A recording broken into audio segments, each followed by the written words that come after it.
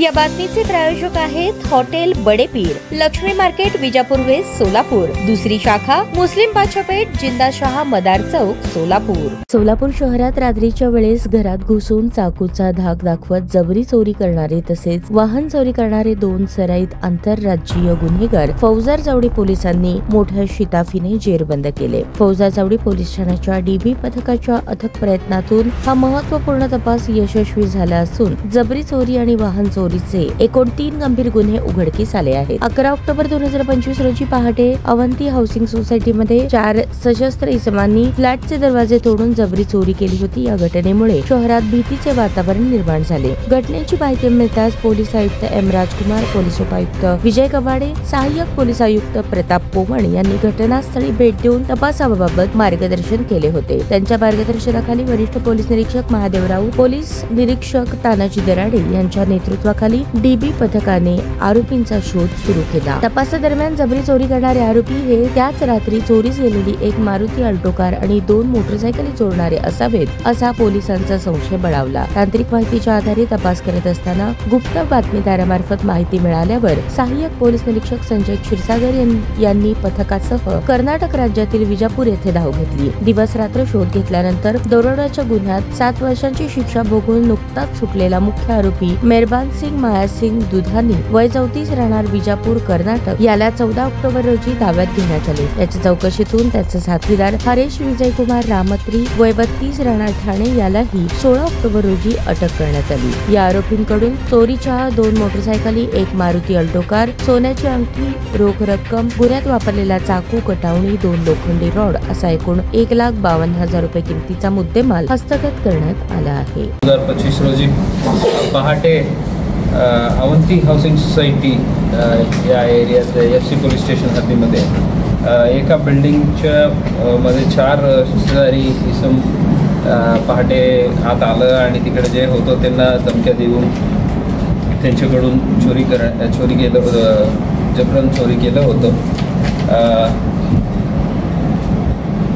हे बाहेरून दरवाजाच्या कड्या जे लावून 3ऱ्या मजल्यावर एका फ्लॅटमध्ये आणि 2ऱ्या मजल्यावरील एक फ्लॅटमध्ये सदर घराचे दरवाजा जबरदस्तीने तोडून घरात घुसून घरातील इसमांना चाकूचे दाग दाखवून चोरी केले होते। त्याबद्दल आपलं DCP श्री कवाडे म्हणजे पाटील त्यांच्या दोन्ही टीम्सनी वेगळं दृष्टीने तपास सुरू केलं होतं। त्यात पोलीस स्टेशनच्या आपलं ACP पोमन साहेब, PI श्री राऊत आणि त्यांच्या DB पथकाच्या श्री संजय क्षीरसागर यांच्या पथकांना जे लीड मिळालेले आहेत त्यावरून या गुन्ह्यात कर्नाटकमधून विजापूरमधून जे क्रिमिनल हिस्ट्री शीटर आहे त्यांना ताब्यात घेतलेला आहे। आता ते आरोपींनी दरोड्यामध्ये 7 वर्ष शिक्षा भोगून आता नुकतंच 3 महिन्या पहिले जेलमधून सुटलेला आहे, हेही आम्हाला माहिती मिळालेलं आहे।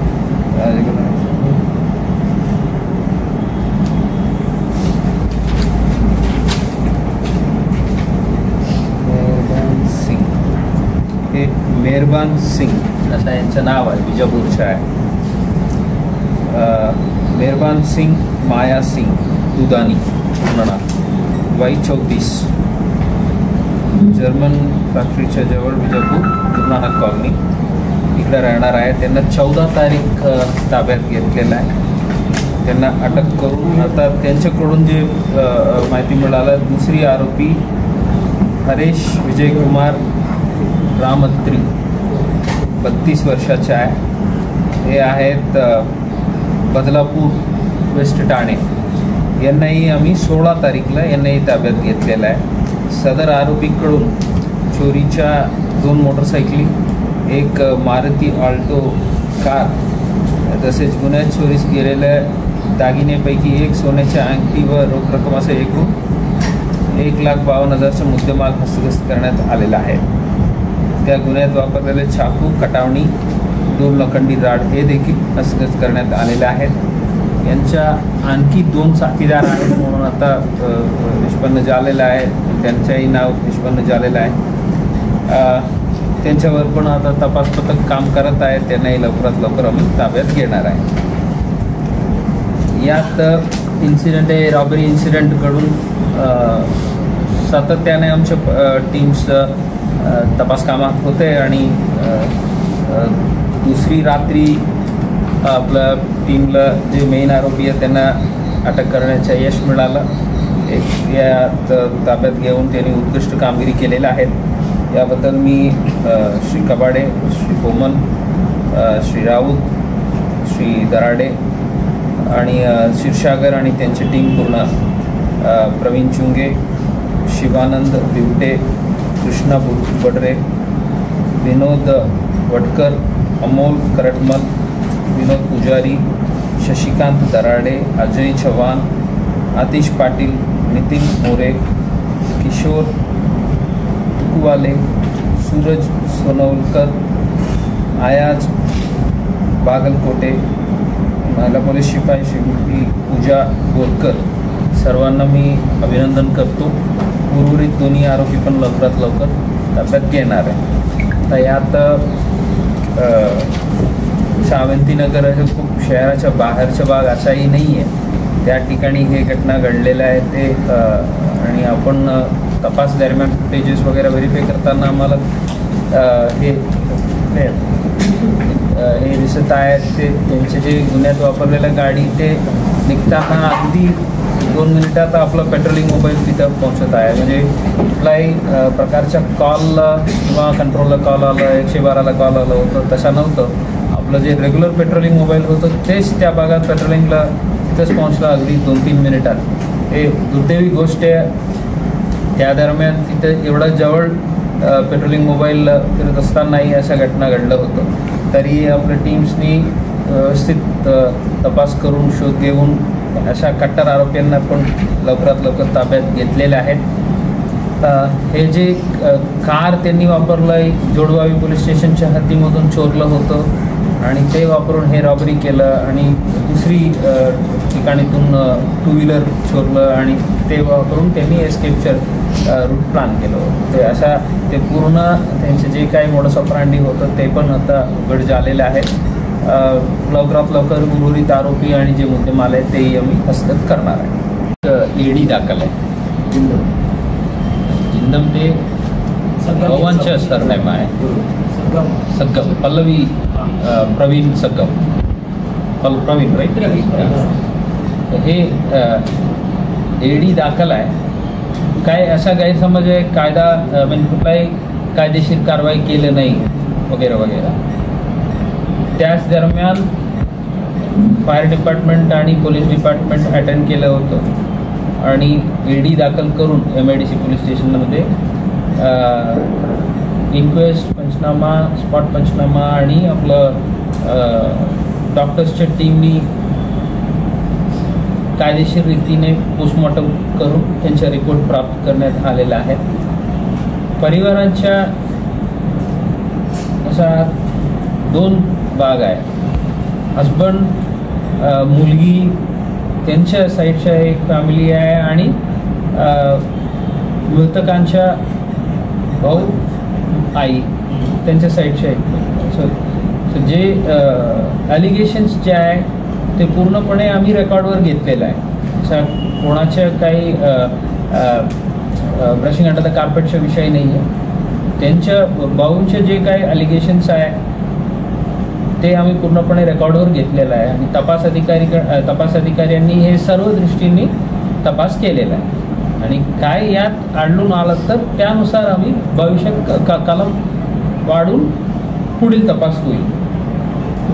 ॲज ऑफ नाव ते 3 शक्यताच आहेत. एक ॲक्सिडेंटल डेथ, जे इलेक्ट्रिक शॉर्ट सर्किटमुळे आग लागला, ॲक्सिडेंट झाला तसा शक्य आहे, किंवा सुइसाईड आहे, किंवा कोणी 3rd पर्सननी होमिसाईड केलेलं आहे, खून केलेलं आहे. अशा 3 शक्यता आहेत. त्यावर आता तपास दरम्यान घातपातच्या कुठलंही हे आढळून आलं नाही आतापर्यंत.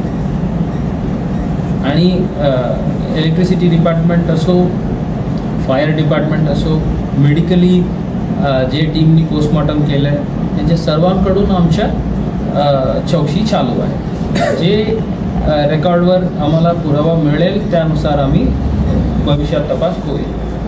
कोणाच्या काही रेकॉर्डवर घेत नाही किंवा तपास करत नाही किंवा प्रोसिजरली करत नाही अशा अजिबात नाही आहे. जे काय आहे लिगली जे परमिसिबल प्रोसिजर्स आहे ते फॉलो केलेले आहेत आणि ते सर्व रेकॉर्डवर आहे.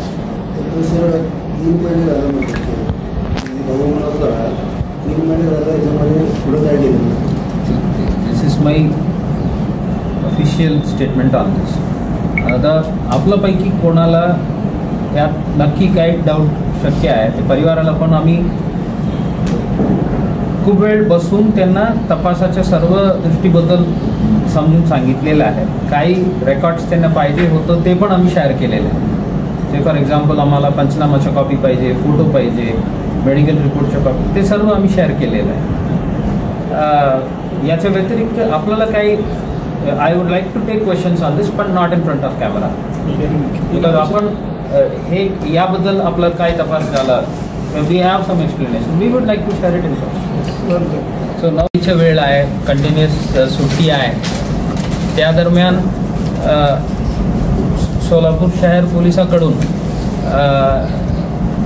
जे नाईट राऊंड्स जे आहेत ते आणखी इम्प्रूव्ह करण्यासाठी सर्व पोलिसांच्या विशेष पथक एक अधिकारी नाईट राऊंड्स वगळून, नाईट राऊंड्सचे जे टीम आहेत ते वगळून आणखी सर्व पोलीस स्टेशन्सला एक विशेष पथक नेमण्यात आलेले आहेत.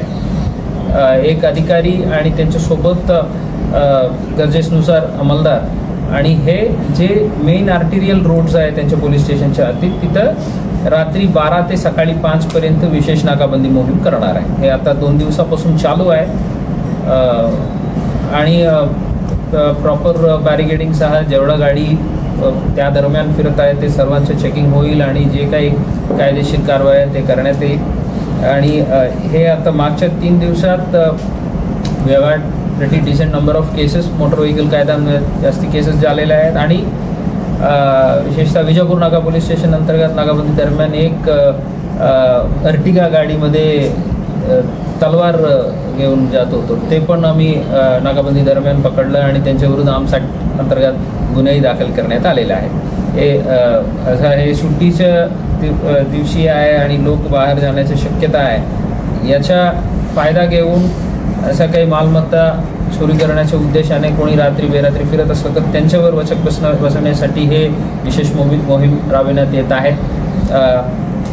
जे रूट्स आहेत ते सरप्राईज राहील. आय मीन ज्या ठिकाणी आमच्या नाकाबंदी आहे ते सरप्राईज राहील. सर्व पोलीस स्टेशनकडून जे आर्टिरियल रोड्स आहेत ते चोक करण्याचा प्रयत्न आहे आणि ते दररोज आणि रात्री पण काही वेळ एक ठिकाणी आणि पुन्हा ते बदलण्याच्याही आमच्या प्लान्स आहेत. तशा सर्व पोलीस स्टेशन हद्दीत विशेष मोहीम राबविण्यात येत आहे. बाजारपेठेमध्ये गर्दी मोठ्या प्रमाणात असते, चोरीची शक्यता. DCP ट्रॅफिक श्री हसन साहेब आपल्याला ब्रीफ करणारच आहे. Welcome to that. सो त्याच्या अगोदर फक्त एक गोष्ट मी सांगू इच्छितो.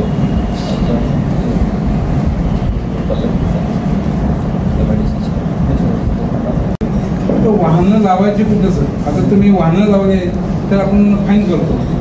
तुम्ही वाहनाची व्यवस्था केलं पाहिजे लावायची. तात्पुरतं पार्किंग हा इथं लावा इथं लावा त्याचं काय नुसतं आपण ऑनलाईन चलन मागतो पण लोकांना वाहनाची पार्किंग नाही. तुम्ही कॉर्पोरेशन तुम्ही म्हणून का वाहनाची पार्किंगची तात्पुरती तरी व्यवस्था केली आहे का? आता त्या अनुषंगाने 2 गोष्टी आहेत. एक आपल्याकडे जे वाहनाची पार्किंगसाठी जागा आहे बाजारपेठमध्ये ते पण लिमिटेड आहे. तरी पण आपण हे प्रयत्न करतो की जर ते वाहन ते लावले ते शिफ्टमध्ये लावा. एक लाईन आपण असे केले आहे. जर त्यांनी शिफ्टमध्ये लाईनचे नंतर लावले तर आपण त्याच्यावर काही कारवाई करत नाही. एखादा वेळ जर कोणी बाहेर लावला तर त्या अनुषंगाने मोठा जाम असता त्यावर आपण कारवाई करता की कमी ते कमी रास्ता जो आहे ते खुला असला पाहिजे. त्यामुळे बाकी लोकांना त्रास होऊ नये. एवढे रस्ते पण पुरत नाहीत त्यांना. हा चूक तुमची पोलिसांची नाही, पण महापालिकेचं तुम्ही मिळून जर आम्हाला तात्पुरतं पार्किंग तरी द्या कुठेतरी वाहन. त्या अनुषंगाने आपली चर्चा आमची झाली होती. एक वेळ पुन्हा मी महापालिका साहेबांच्या आयुक्त साहेबांना एक वेळ याची सांगतो याच्याबद्दल. आता शाळा सुट्टी आहे, तिथे 22 जैन गुरुकुल आहे, तिथं तात्पुरतं आम्ही पार्किंग करतो. मला शाळेचं मैदान वेगळं करून द्या. जैन गुरुकुल बोर्डिंग आहे तिथे, आणि इकडे बाजूला आलं तर पवतून मंगळवारपर्यंत आपलं महापालिकेचा झोन ऑफिस आहे. मागे गेलं तर जागा आहे, भरपूर जागा आहे. ते तात्पुरतं पार्किंग म्हणून यूज केलं 4 व्हीलर. आता लोक 4 व्हीलरमध्ये येऊ शकत नाही 2 व्हीलर म्हणून असं. आणि 2 व्हीलर आलं तर काही लोकांना प्रदूषणाची एलर्जी.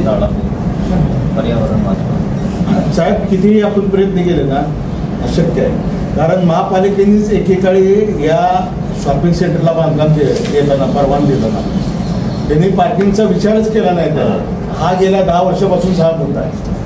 सातत्याने आम्ही वृत्तपत्रातून दिलं, पण काही होणार नाही सर. मग ते आले कसे सोलापूर काय बाळूर आले? आता परत तिथून जाताना त्यांनी गव्हर्नमेंट बस वापरलं, गव्हर्नमेंट रेल वापरलं. गव्हर्नमेंट रेल इथून जे ठाणेवाले आहे ट्रेनने गेलेलं आहे, बिजापूरवाले बसने गेलेलं आहे. तर याच्यात एक आरोपी जो आहे विजापूरचा आहे म्हटल्याप्रमाणे, आणि एक आरोपी रामनगर ठाण्याचा आहे. यांची मैत्री कशी म्हणजे हे जेल तो ठाण्यातला व विजापूर म्हणजे जेलमध्ये एकत्र तरी गाड्या कुठे लावली? एक रेल्वेने एक बसने गेले. ज्या ठिकाणी असा अंधेरा आहे त्या ठिकाणी असं गाडी सोडलं, तिथून पायी केलं, दुसरी मोडत. आता हे पूर्णमध्ये काही तपास कुठत आहे ते, त्यासाठी असा त्यांनी तपास यंत्रणाला मिसगाईड करण्यासाठी केलेलं आहे. सर ही आंतरराज्य टोळी आहे का? टोळी आहे का सर आंतरराज्य?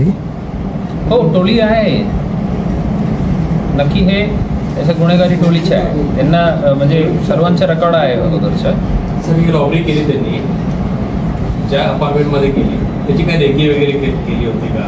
कारण काय एवढं पण मोठा अपार्टमेंट नाही आहे ते, श्रीमंत वगैरे नाही असं अशा रेकी करून केले असं वाटत नाही. ॲज ऑफ नाऊ जे इन्व्हेस्टिगेशनला रिव्हील होत आहे त्यानुसार असं अगोदर रेकी करून केलं असं वाटत नाही. ज्यांनी असं निवडलेलं आहे, जुनी अपार्टमेंट आहे, बाहेर कंपाऊंड गेट नाही आहे, असं डायरेक्टली आम्ही दरवाजा अप्रोच करू शकेल, कुठल्याही प्रकारचं सिक्युरिटी किंवा कॅमेराज अवेलेबल नाही, तसा त्यांनी रोड साईड वापरला. तो डायरेक्ट दरवाजा म्हणजे तोडून आत गेलेला. या केसबद्दल सर आपलं शहरबद्दल आपलं जे काळजी आहे त्याबद्दल अभिनंदन आणि आभारी आहे.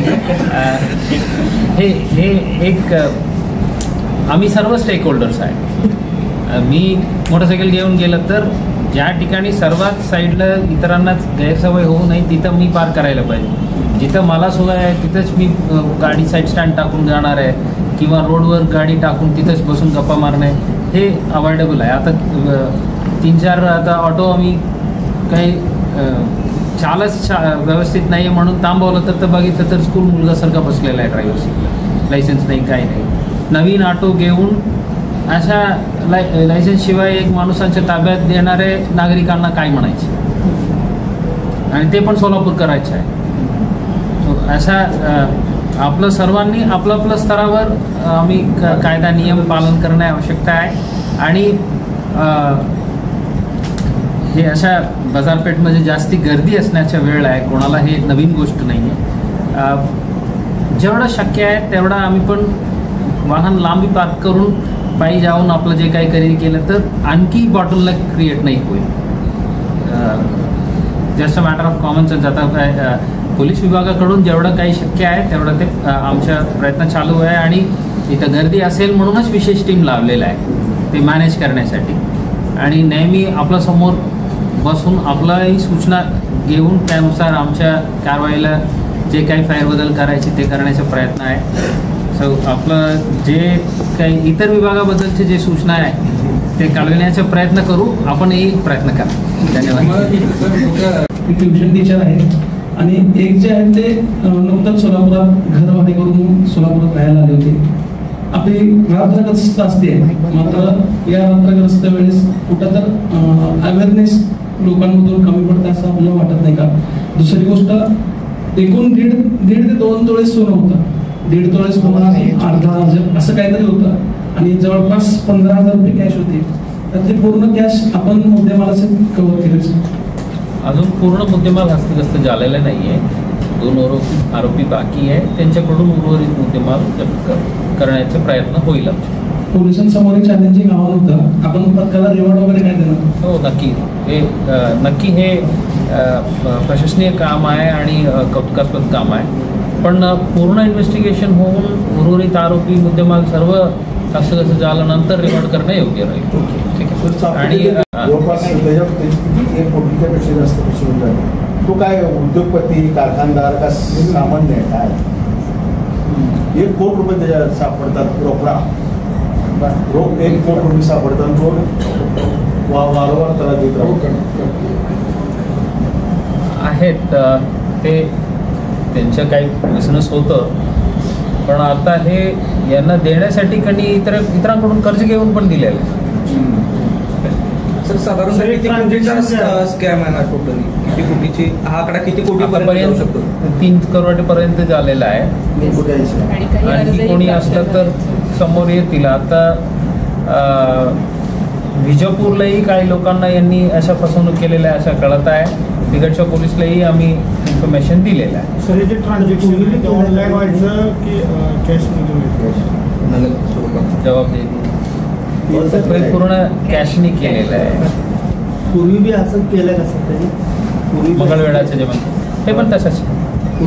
तिकडच्या कोणी शेतकरीला शेतातून अंडे काढून देतो म्हणून तिथं फसवणूक केलेलं आहे. त्या मॅटरला जेलला होतं. अजून 3 तक्रार आहेत, काठी, सावरगाव, चिकापूर आणि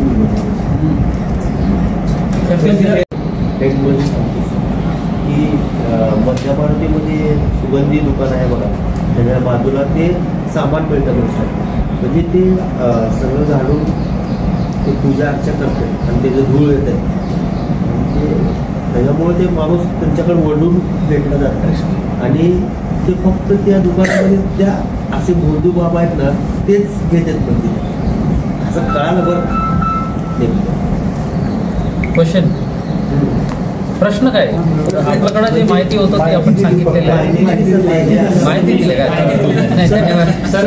मलाही माहिती मिळालं आहे. त्या दृष्टीने पण तपास चालू आहे. आमच्याकडे त्या दुकानामधनं ₹1,00,000 त्यांना द्यायचं आणि ते सामान घेऊन जायचं आणि ते कोणालाच सांगत नाही.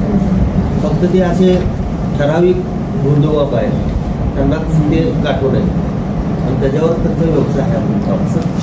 बद्दलचे विषय जे आहेत ते मी पण सांगितलं होतं. आम्हालाही ते बघताना just a matter of luck for them. अगदी 2-3 मिनिटाचा गॅप होतो.